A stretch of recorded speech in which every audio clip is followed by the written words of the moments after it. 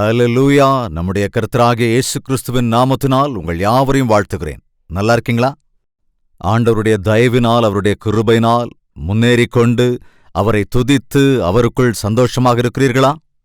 இந்த உலகத்திலே போராட்டங்கள் உண்டு, கஷ்டங்கள் உண்டு, சிரமங்கள் உண்டு, தடைகள் உண்டு, நிந்தைகள் உண்டு, அவமானங்கள் உண்டு. ஆனாலும் கூட இயேசு கிறிஸ்துவின் மீது விசுவாசம் வைத்து நாம் நம்முடைய பக்தியை காப்பாற்றிக் கொள்வோம் என்றால் எல்லா விஷயங்களிலேயும் நாம் திருப்தியோடு சந்தோஷத்தோடு வாழ முடியும். அதற்காகத்தான் பரிசுத்த வேதத்தில் இருக்கிற தேவனுடைய வார்த்தைகளை இவ்விதமாக அனுதினமும் நாம் தியானித்துக் கொண்டிருக்கிறோம். அவருடைய வார்த்தைகளை கேட்கிற வேளையில்தானே அவைகளை உங்கள் இருதயத்திலே பதித்து வைத்துக் கொள்ளுங்கள். உங்களுடைய வாழ்க்கையை சரிப்படுத்திக் கொள்ளுங்கள். உங்கள் விசுவாசத்தை அபிவிருத்தி செய்து கொள்ளுங்கள். அப்பொழுது எல்லா விஷயத்திலும் உங்களால் சரியாக வாழ முடியும். வழக்கம் போலவே என்றும் தேவனுடைய வார்த்தைகளை கேட்க தயாராக இருக்கிறீர்களா? ஹalleluya! பிரியமான தேவனுடைய பிள்ளைகளே, உங்களுக்கு ஒரு நற்செய்தி. ஒவ்வொரு நாள் காலையும் தேவனுடைய புதிரான கிருபைகளை பெற்றுக்கொள்ளும்படியாக ஒரு சுருக்கமான வசன தியானத்தை அனுதின தியானம் என்னும் நிகழ்ச்சியாக நாங்கள் கொடுத்து கொண்டு வருகிறோம். டாக்டர் ஜெயபால் தமிழ் என்னும் யூடியூப் சேனல்ல ஒவ்வொரு நாளும் காலையில 7 மணிக்கு வருகிற இந்த நிகழ்ச்சியை, இது யூடியூப்ல இருக்கிறதுனால உங்களுக்கு நேரம் கிடைக்கும் போது தேவ பிள்ளைகள் நீங்க இந்த நிகழ்ச்சியை பார்த்து பயனடைய வேண்டும் என்று உங்களை கேட்டுக்கொள்கிறோம். நினைவில் வைத்துக் கொள்ளுங்க, ஒவ்வொரு நாள் காலை 7 மணிக்கும் அனுதின தியானம் டாக்டர் ஜெயபால் தமிழ் யூடியூப் சேனல்ல உங்களுக்காக பாருங்க, ஆசீர்வதிக்கப்படுங்க. ஏசாயா தீர்க்கதரிசியின் புஸ்தகம் 4வது அதிகாரம் 3வது வசனம். அவர் நெரிந்த நாணலை முறியாமலும் மங்கி எரிகிற திரியை அணையாமலும் நியாயத்தை உண்மையாக வெளிப்படுத்துவார். நெரிந்த நாணலை முறிக்க மாட்டார். ஏற்கனவே நெரிந்து கிடக்கிறது அந்த நாணல். அதை முறிப்பது மிகவும் சுலபம், முறித்து தூக்கி வீசுவதும் மிகவும் சுலபம்.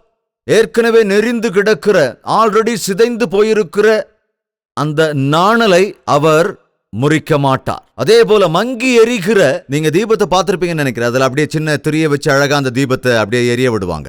அந்த தீபம் கொஞ்சம் எரிஞ்சதுக்கு அப்புறம், அதுல இருக்கிற அந்த எண்ணெய் குறைஞ்சதுக்கு அப்புறம் அது எப்படி எரியும்?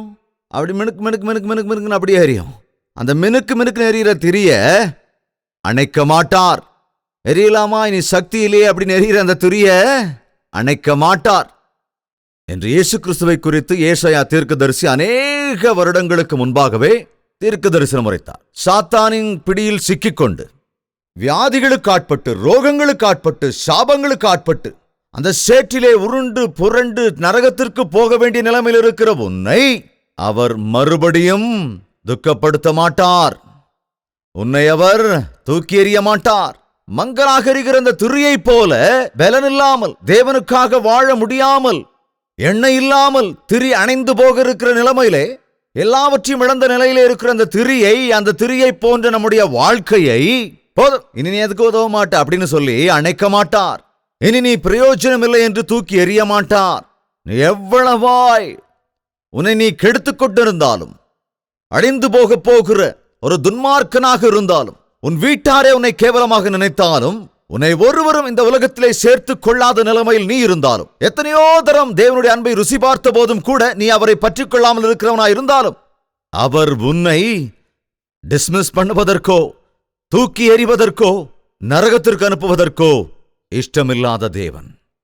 உன்னுடைய வாழ்க்கையில எப்பொழுதும் பிழைக்க வேண்டும் என்று கொண்டே ஆண்டவருக்காக வாழாத சூழ்நிலையிலே, பாவத்தினுடைய கட்டுகளுக்குள் விழுந்து போய் இருளான வாழ்க்கைக்குள் போகின்ற அந்த சூழ்நிலையிலே, இனி மரித்து போ, உன் வாழ்க்கை அவ்வளவுதான் என்று நம்முடைய ஏசப்பா சொல்லவே மாட்டார். எவ்வளவு நல்ல ஆண்டவருங்க. ஒரு தடவை நான் சொல்ற மாதிரி உங்களுக்குள்ளேயே நீங்க சொல்லி பாருங்களேன், அனுபவிச்சு சொல்லி பாருங்க. எவ்வளவு நல்ல ஏசப்பா. மற்றவங்கிட்ட சொல்ல தேவையில்லை, உனக்கு நீயே சொல்லிப்பார். எவ்வளவு நல்ல ஏசப்பா. என்னிடத்திற்கு வருகிறவர்களை நான் ஒருபோதும் புறம்பே தள்ளுவதில்லைனாரு. மார்க் எழுதின சுவிசேஷம் 5ஆம் அதிகாரத்திலே ஒரு மனிதனை நாம் பார்க்க முடியும். அந்த மனிதன் எப்படிப்பட்டவன் என்றால், மார்க் எழுதின சுவிசேஷம் 5வது அதிகாரம் 3வது வசனத்திலிருந்து, அவனுடைய குடியிருப்பு கல்லறைகளிலே இருந்தது. அவனை சங்கிலிகளினாலே கட்ட ஒருவனாலும் கூடாதிருந்தது. அவன் அநேகந்தரம் விலங்குகளினாலும் சங்கிலிகளினாலும் கட்டப்பட்டிருந்தும், கவனிங்க, அவன் சங்கிலிகளை முறித்து விலங்குகளை தகர்த்து போடுவான். அவனை அடக்க ஒருவனாலும் கூடாதிருந்தது. ஒருவனாலும் அந்த மனிதனை சரிப்படுத்தவே முடியவில்லை. யாராலும் அவனை அடக்கி ஒரு நிலைக்கு கொண்டு வரவே முடியவில்லை. ஒருவராலும் அவனை திருத்தவே முடியவில்லை. ஒருவராலும் அந்த மனிதனை ஒரு நல்ல மனிதனாக மாற்றுவதற்கு முடியவில்லை. இப்படிப்பட்டவங்க யாரும் உங்க வீட்டில் இருக்காங்களா? இங்கே ஒரு மனிதன் இருக்கிறான். அவன் எப்படிப்பட்டவனா? யாரு சொன்னாலும் கேட்க மாட்டானா. அன்னைக்கு விலங்குன்னா அடிச்சு சொல்லணும், மனுஷன்னா சொன்னா போதுன்னு சொல்லுவாங்க. விலங்குக்கு அடி, மனுஷனுக்கு வார்த்தை. மனசாட்சி உள்ள மனுஷன் வா அப்படின்னா வந்துடும், அவ்வளவுதான். ஆனா மிருகம் அடிச்சு போ சொன்னா முன்னால போகும், அப்படித்தானே? ஆனா இந்த நாட்கள் எப்படி ஆயிடுச்சுன்னா, மனுஷனுக்கு 10 அடி வச்சாதான் போறான். மாடு அப்படியே போயிடும். மாட்டை பாத்திருக்கீங்களா? அப்படின்னா போதும், அது ஓடிடும். குதிரை அந்த கடிவாளத்தை பிடிச்சி அப்படி சுண்டுனா போயிடும். விலங்குகள் சொல்றத கேக்குதுங்க. ஆனா மனுஷன் இங்க வாப்பா, வரமாட்டேன். வாயா, வரமாட்டேன். என் செல்ல வாடா, நான் வரவே மாட்டேன். அம்மா கூப்பிட்டா வரமாட்டான், அப்பா கூப்பிட்டா வரமாட்டான், யார் கூப்பிட்டாலும் வரதில்ல. இந்த நாட்கள்ல மனுஷனுக்கு மனுஷன் யாருக்கும் கீழ்ப்படியறதே இல்ல. எதிர்த்து நிக்கிற பழக்கம் யாரு சொல்லி கொடுக்காமையே வந்துருச்சுங்க. எங்க பார்த்தாலும் மனுஷர்கள் ஒரே எதிர்ப்பு தன்மைதான். எங்க பார்த்தாலும் கீழ்ப்படியாமை, எங்க பார்த்தாலும் முரட்டாட்டம், பிடிவாதம். இந்த நாட்கள்ல கொஞ்சம் வளர்ந்துட்டா போதும். இந்த வாலிப பிள்ளைங்க அப்பா அம்மா கிட்ட எப்படி எதிர்த்து நிக்கிறாங்க? நான் சொல்ல வேண்டிய அவசியம் இல்லை, நீங்களே சொல்லுவீங்க. விட்டா சொல்லுங்கன்னு சொன்னா, என் பிள்ளை இப்படி சொல்றாயா, என்னுடைய மகன் என்ன பார்த்து இப்படி கேட்கிறாயா, எங்க பேச்சுக்கு எந்த மதிப்பும் கொடுக்கறது இல்ல. டேய், என் பேச்ச கேளுன்னு அவங்க காலில் விழுந்து கெஞ்சினா கூட கொஞ்சம் கூட கேட்காம அவங்க இஷ்டத்துக்கு சுத்துறாங்க. மனைவி பேச்ச கணவன் கேட்கறது இல்ல, கணவன் பேச்ச மனைவி கேட்கறது இல்ல. அவங்கவுங்களுக்கு அவங்கவுங்க இஷ்டம், அவ்வளவுதான். என் இஷ்டம்னு சொல்லுவான் மனைவி, என் இஷ்டம்னு சொல்லுவான் கணவன். நீங்கன்னு எனக்கு சொல்றது, நீ என்னடி எனக்கு சொல்றது? அந்த குடும்பத்துல வளர்ந்த பிள்ளைங்களை பாத்தீங்கன்னா மூர்க்கர்களா இருப்பாங்க. ஒருவனாலும் அவனை அடக்க முடியவில்லை. எந்த அளவுக்கு எல்லை மீறி போயிடுச்சுன்னா எதிர்த்து நிக்கிற பழக்கம். சொன்னாலும் கேட்காம, அடிச்சாலும் கேட்காம இரும்பு சங்கிலிகளால கட்டி வச்சிருந்தாங்களாம். சங்கிலியில என்னத்தை கட்டுவாங்க? மிருகங்களை தான் கட்டி வைப்பாங்க. ஆனா மனிதர்களை கூட கட்டி போட்டுட்டு, சேர்ல கட்டி போட்டுட்டு வீட்டை விட்டு வெளியே போவான் கணவன். இவன் எப்படிப்பட்ட கணவன் எனக்கு தெரியல. என் மேல சந்தேகம் எங்க வீட்டுக்காரருக்கு. அவர் வர வரைக்கும் நான் எங்கேயும் போக கூடாதுன்னு என்ன சேர்ல கட்டி போட்டுட்டு ஆபீஸ்க்கு போயிடுவாருங்க. வந்துதான் என்ன அவுத்து விடுவாருங்க எங்க வீட்டுக்காரரு. எவ்வளவு பயங்கரமான மனுஷங்க பாருங்க. அது மட்டும் இல்ல, இந்த நாட்கள்ல மனைவியர் கூட கணவன்மார கட்டி வச்சிடறாங்களாமா.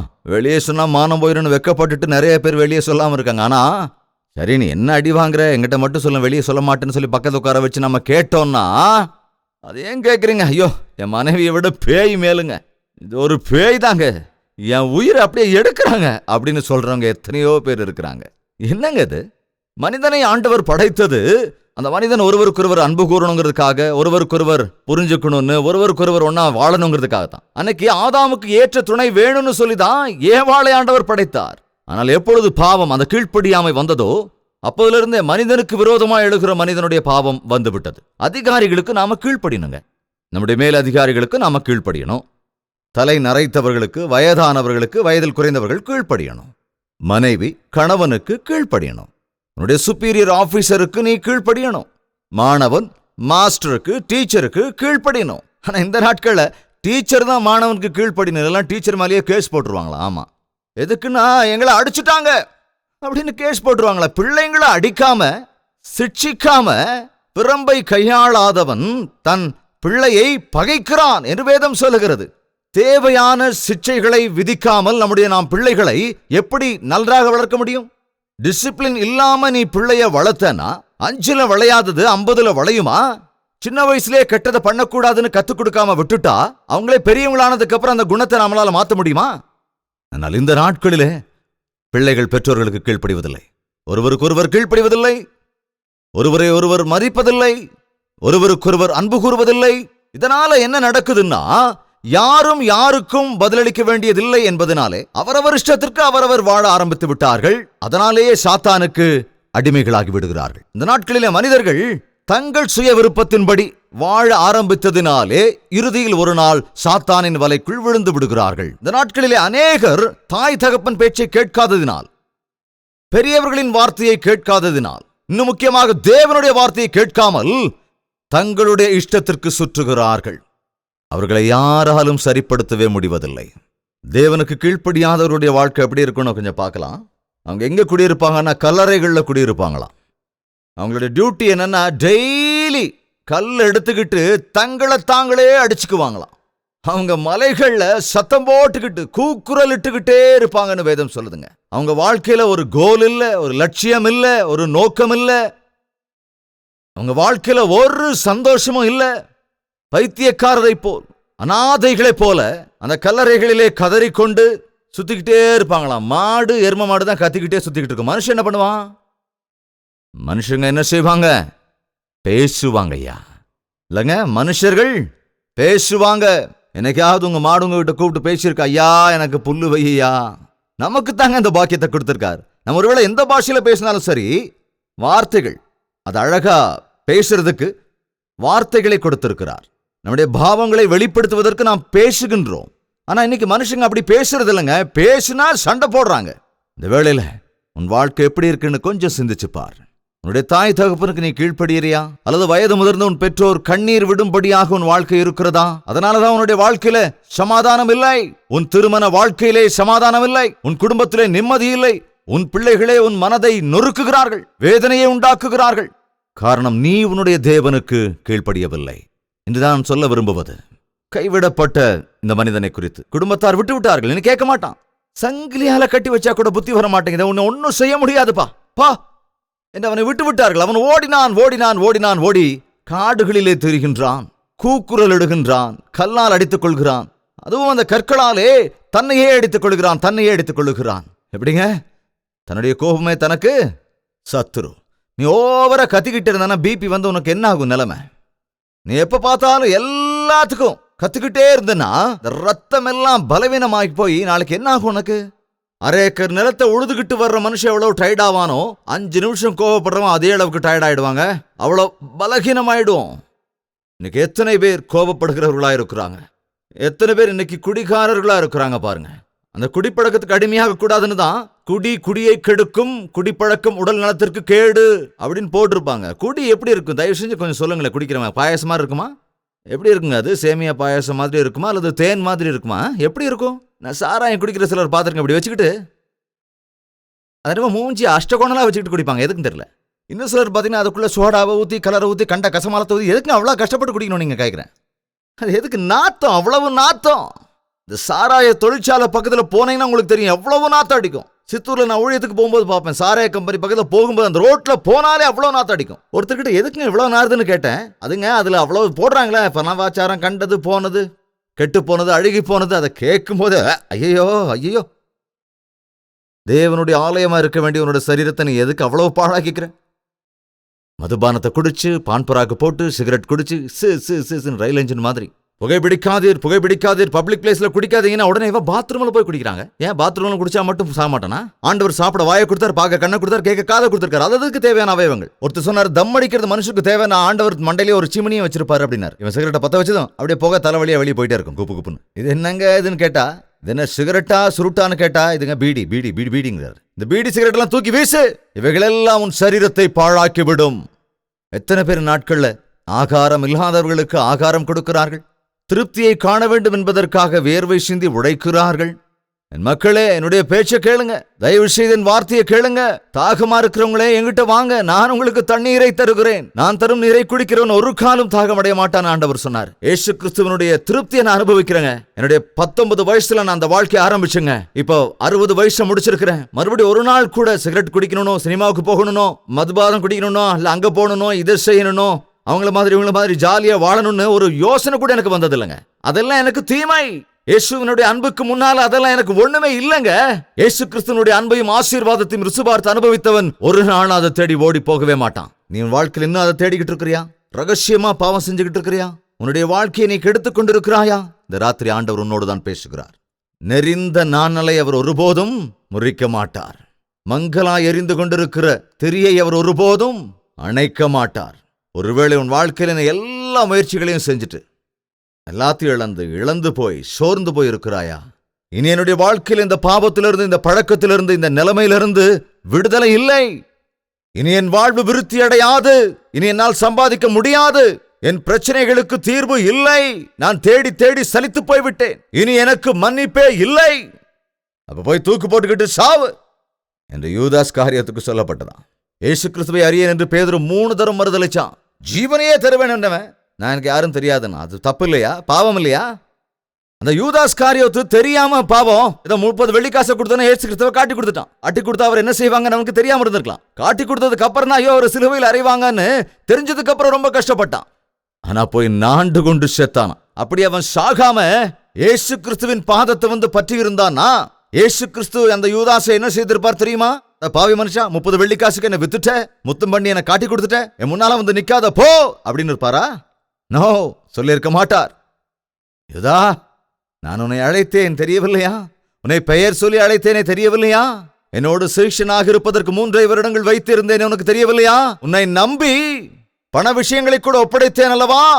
நான் இப்பொழுதும் உன்னை நேசிக்கிறேன், நீ எப்பொழுதும் இதை செய்யாதே, போ, எனக்கு சாட்சியாக வாழ் என்று சொல்லி யூதாஸ் காரியத்தையும் கூட ஆண்டவர் மன்னித்துத்தான் இருந்திருப்பார். பேதுருவை மன்னித்த ஆண்டவர் யூதாஸை மன்னித்திருக்க மாட்டாரா? பேதுருவை பயன்படுத்தின ஆண்டவர் யூதாஸ் காரியத்தையும் பயன்படுத்தியிருக்க மாட்டாரா? ஆனால் அவன் ஆண்டவரிடத்திலே வரவில்லை. இந்த வேளையிலும் நீ ஆண்டவரிடத்திலே வராமல் உன் பாவத்திற்காக நீ மனஸ்தாபப்படாமல் சாத்தான் உன்னை தடுத்துக் கொண்டே இருக்கின்றான். நீ வேதனை மறக்கிறேன் என்று சொல்லி குடித்துக் கொண்டே இருக்கின்றாய். குடித்து வெறித்து போய் படுத்து விடுகின்றாய். உன்னுடைய வாழ்க்கை இன்று கெட்டு போயிருந்த நிலையிலும் நீ இன்னும் இன்னும் இன்னும் கெடுத்துக் கொண்டே இருக்கிறாய். உன்னோடுதான் ஆண்டவர் இப்போது பேசிக் கொண்டிருக்கிறாய். மங்கி எறிந்து கொண்டிருக்கிற திரியை அவர் அணைக்க மாட்டார். ஏற்கனவே வேதனையில் குமுறிக் கொண்டிருக்கின்ற உன்னை இன்னொரு கல்லை எடுத்து அவர் அடிக்க மாட்டார். ஆல்ரெடி அடிக்கப்பட்ட அந்த ஸ்திரீ வந்து நிற்கிறாள். ஐயோ, நான் பாவம் செய்தவள், நான் செய்தது தப்புதான்யா, நான் விபச்சாரம் செய்து விட்டேயா, நான் தண்டிக்கப்பட வேண்டியவள் தானையா என்று அங்கே நின்று கொண்டிருக்கிறாள். அவள் மீது குற்றம் சுமத்தி கொண்டு வந்தவர்கள் எல்லோரும் உங்களில் பாவம் இல்லாதவன் முதல் கல்லை எறியலாம் என்று ஆண்டவர் சொன்னபோது மனசாட்சியால் குற்றப்பட்டு ஒருவர் பின் ஒருவராக அந்த இடத்தை விட்டு போய்விட்டார்கள். அந்த பெண்ணும் ஒருவேளை போயிருப்பாள், மனஸ்தாபப்படாமல் இருந்திருந்தாள். அவளும் தப்பித்தோம் என்று சொல்லி மீண்டும் விபச்சாரத்திற்கு போயிருக்கலாம். ஆனால் அவள் போகவில்லை. இல்லை, நான் ஒரு பாவி, நான் தண்டிக்கப்பட வேண்டியவள் என்று அவள் அங்கே நின்றபோது ஆண்டவர் கேட்டார், ஸ்திரீயே, உன் மீது யாரும் கல்லெறியவில்லையா? ஒரு விபச்சாரிய பார்த்து ஏசு என்னன்னு சொல்லி கூப்பிடுறாரு பாருங்க. என்னன்னு சொல்றாருங்க? ஸ்திரீயே. அங்கு அழுது கொண்டிருந்த அந்த பெண்ணிற்கு ஸ்திரீயே என்றவுடன் அவளுடைய உள்ளத்துல எவ்வளவு பெரிய சந்தோஷம் வந்திருக்கும். அது வரைக்கும் அந்த பொம்பளை யாரும் அப்படி கூப்பிட்டு இருக்க மாட்டாங்க வாழ்க்கையில. பெத்தவங்க கூட சிச்சி உன்ன மாதிரி ஒரு தரித்திரத்துக்காக நாங்க பிறந்திருக்கிறோம், அருவருப்பார்க்கு உன்னை எங்க அம்மான்னு சொல்லிக்கிறதுக்குன்னு சொல்லியிருப்பாங்க. நீ ஒரு விபச்சாரி, குடும்பத்தை குலைத்தவள், குடும்பத்தை நாசம் செய்கிறவள், நீ ஒரு துன்மார்க்கமானவள், துஷ்டத்துக்குரியவள், துர்பாக்கியமானவள் என்று எல்லோரும், பெற்ற தாய் தகப்பன் கூட, உடன் பிறந்தவர்கள், உறவினர்கள், நண்பர்கள், பார்க்கிறவர்கள் எல்லோரும் திட்டி திட்டி திட்டி திட்டி திட்டி இனி எதுக்கு இந்த வாழ்க்கை, விபச்சாரம் செஞ்சாத வாழ்வோம் சொல்லி வாழ்ந்துகிட்டு இருக்கா அந்த லேடி. ஆனால் இயேசுவிடத்திலே வந்தபோது நான் பாவி என்று சொல்லி தன் இருதயமெல்லாம் உடைந்து நின்ற போது ஒரே அடி அடித்து இயேசு ஆண்டவர், நீ ஒரு பாவி, செத்துமடி என்று சொல்லியிருக்கலாம். ஆனால் நெறிந்த நாணலை அவர் ஒருபோதும் முறிக்க மாட்டார். அவள் இன்னும் சோர்ந்து போய்விடக்கூடாது. ஸ்திரீயே என்று அவர் அழைத்த போது பாதி பலன் அவளுக்குள் வந்திருக்கும். ஒருவனாகிலும் உன்னை ஆக்கினைக்குள் தீர்க்கவில்லையா? அதற்கு அவள் என்ன சொன்னால் தெரியுமா? இல்லை ஆண்டவரே. என்ன சொல்லுகிறாள் இயேசுவை பார்த்த உடனே? ஆண்டவரே. சீஷர்கள் கூட இன்னும் அவர் நம்மள போதகரே போதகரேன்னு தான் சொன்னாங்க. நீர் என் ஆண்டவர், நீரே என் ரட்சகர் என்று அவள் நம்பினாள். உடனே ஆண்டவர் சொன்னார், நானும் உன்னை ஆக்கினைக்குள் தீர்க்கப் போவதில்லை, நீ போ, இனி பாவம் செய்யாதே. இன்னொரு விதத்தில் சொல்லணும், நான் உன்னுடைய தண்டனையை நான் ஏற்றுக்கொள்கிறேன், உன்னுடைய அவமானத்தை நான் சுமக்கிறேன், உன் முகத்தின் மீது வர வேண்டிய உமிழ்தலை என் முகத்தில் நான் வாங்கிக் கொள்கிறேன், உன்னை மிளாரினால் அடிக்க வேண்டிய தண்டனையை என் முதுகின் மீது நான் வாங்கிக் கொள்ளுகிறேன். ஊருக்கு வெளியே நீ இழுத்துச் செல்லப்பட வேண்டும், உனக்காக நான் இழுத்துச் செல்லப்படுகின்றேன். நீ அடிக்கப்பட வேண்டும், நொறுக்கப்பட வேண்டும், உனக்காக நான் நொறுக்கப்பட்டுக் கொள்கிறேன். உன் பாவத்திற்கு நான் பரிகாரத்தை ஏற்றுக்கொள்கிறேன், என் சாட்சியாக நீ போய் வாழ் என்று சொன்னார். அந்த வார்த்தைகள் அந்த ஸ்திரீக்கு மாத்திரமல்ல, உனக்காக, எனக்காக, நம் எல்லாருக்காகவும் சொல்லுகிறார். ஒரு பாவிக்கு பாவ மன்னிப்பு இருக்கிறதென்றால், இயேசு கிறிஸ்துவுக்கு மன்னிக்கிற வல்லமை இருக்கிறதென்றால், அதற்கு காரணம் உன்னுடைய பாவத்திற்கான தண்டனையை அவர் சுமந்ததால் தான். நெறிந்து போன உன்னுடைய வாழ்க்கையை சரி செய்கின்ற வல்லமை அவருக்கு இருக்கிறது என்றால், உனக்காக அவர் நெரிக்கப்பட்டார், நொறுக்கப்பட்டார். அந்த சாட்டையினால அடிக்கப்பட்ட பொழுது அவர் சரீரம் முழுவதும் உழுத நிலம் போல ஆயிற்று, கிழிக்கப்பட்டது. கண்ணாடி துண்டுகளையும் இரும்பு துண்டுகளையும் கொண்ட அந்த சாட்டையினால அடித்த பொழுது அவருடைய மாமிசம் துண்டு துண்டாக கிழிக்கப்பட்டு குதறப்பட்டு பீஸ் பீஸ் ஆனது.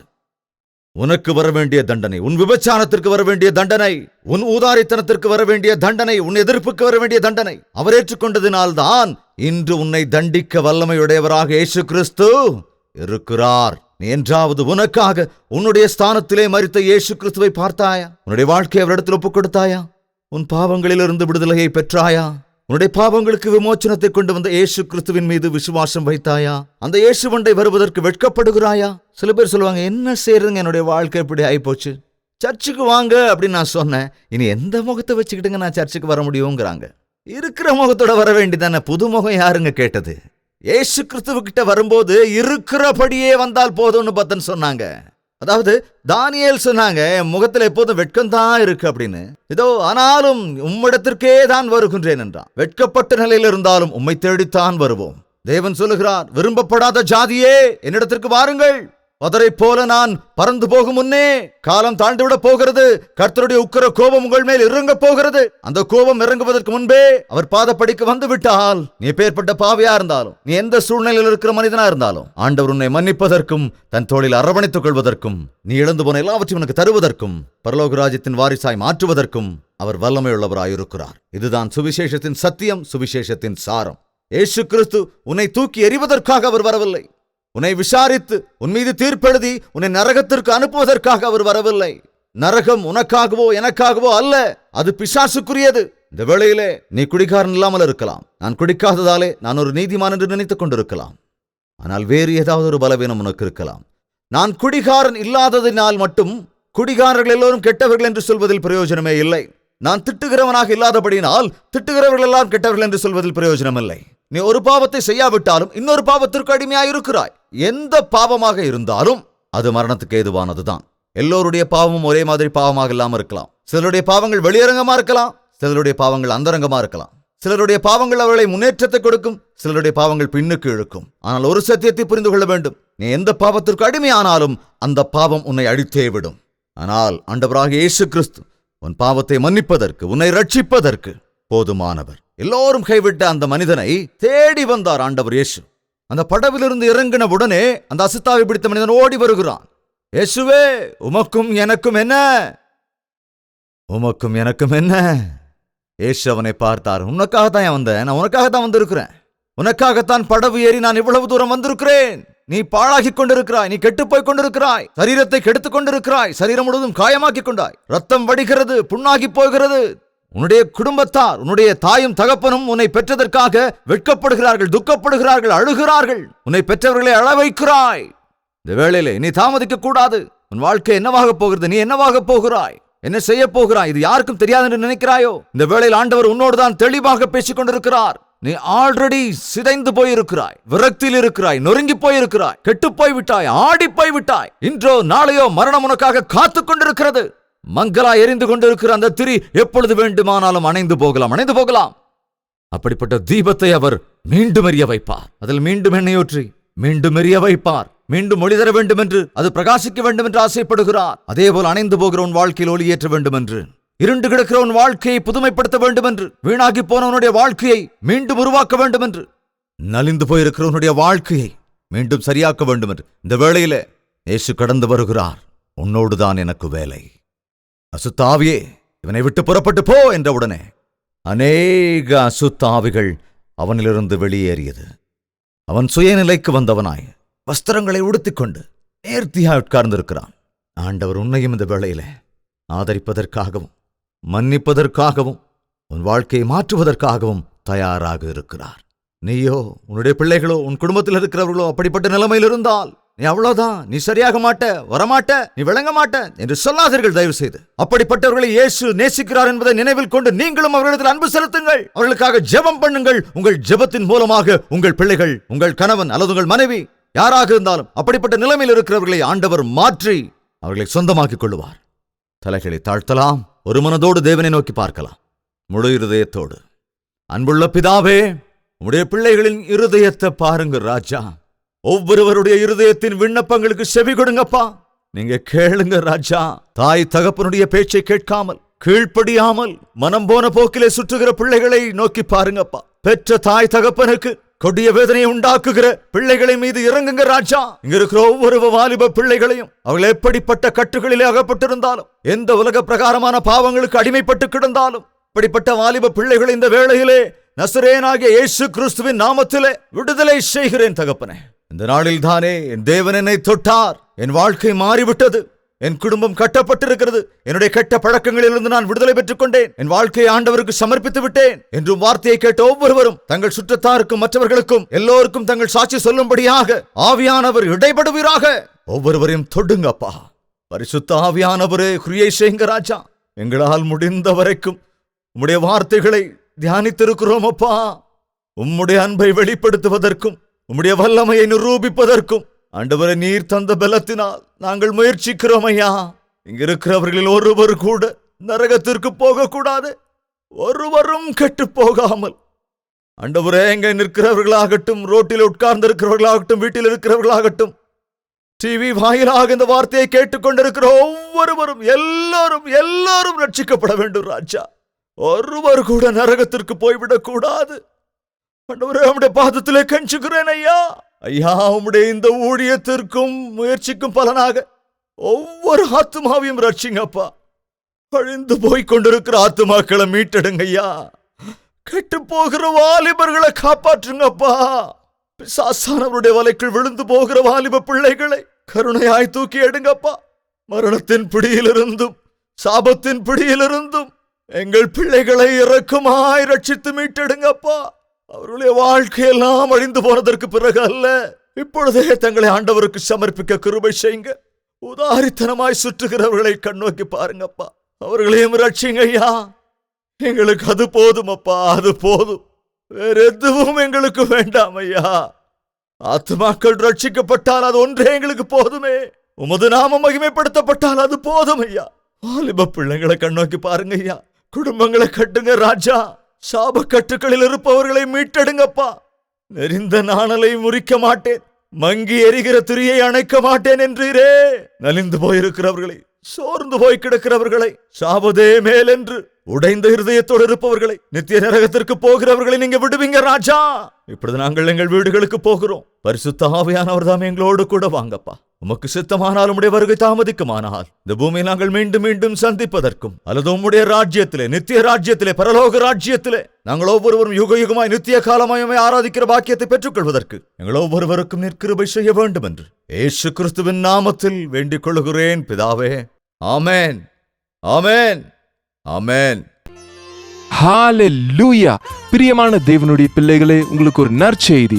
ஒவ்வொரு நாள் காலையும் தேவனுடைய புதிரான கிருபைகளை பெற்றுக்கொள்ளும்படியாக ஒரு சுருக்கமான வசன தியானத்தை அனுதின தியானம் என்னும் நிகழ்ச்சியாக நாங்கள் கொடுத்து கொண்டு வருகிறோம். டாக்டர் ஜெயபால் தமிழ் என்னும் யூடியூப் சேனல்ல ஒவ்வொரு நாளும் காலையில 7 மணிக்கு வருகிற இந்த நிகழ்ச்சியை, இது யூடியூப்ல இருக்கிறதுனால உங்களுக்கு நேரம் கிடைக்கும் போது தேவ பிள்ளைகள் நீங்க இந்த நிகழ்ச்சியை பார்த்து பயனடைய வேண்டும் என்று உங்களை கேட்டுக்கொள்கிறோம். நினைவில் வைத்துக் கொள்ளுங்க, ஒவ்வொரு நாள் காலை 7 மணிக்கும் அனுதின தியானம் டாக்டர் ஜெயபால் தமிழ் யூடியூப் சேனல்ல உங்களுக்காக பாருங்க, ஆசீர்வதிக்கப்படுங்க.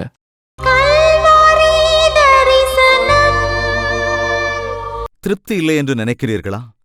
எவ்வளவு சம்பாதித்தாலும், எவ்வளவு சாப்பிட்டாலும், எவ்வளவு தூங்கினாலும், எவ்வளவு அனுபவித்தாலும் ஒரு குறைவு, ஏதோ ஒரு கலக்கம், ஏதோ ஒரு அதிருப்தி உங்களுக்குள்ளே இருந்து கொண்டே இருக்கிறதா? கவனிங்க, இயேசு கிறிஸ்துவின் மீது விசுவாசம் வையுங்கள். உங்கள் இருதயத்தில் ஏற்படுகிற எண்ணங்களை எல்லாம் அப்படியே விலக்கிவிடாமல் அவற்றை அப்படியே ஆண்டவருடைய சமூகத்திற்கு கொண்டு வாருங்கள். உங்கள் இருதயத்தை ஆண்டவரிடத்தில் அர்ப்பணியுங்கள். உன்னதமான மேன்மையான யோசனைகளோடு, சிந்தையோடு இயேசு கிறிஸ்துவிலே விசுவாசம் வைத்து அவருடைய வேத வாக்கியத்தை படியுங்கள், தியானியுங்கள், அதன்படி நடங்கள். அப்பொழுது உங்கள் வாழ்க்கையிலே திருப்தியை நீங்கள் நிச்சயமாய் காண்பீர்கள்.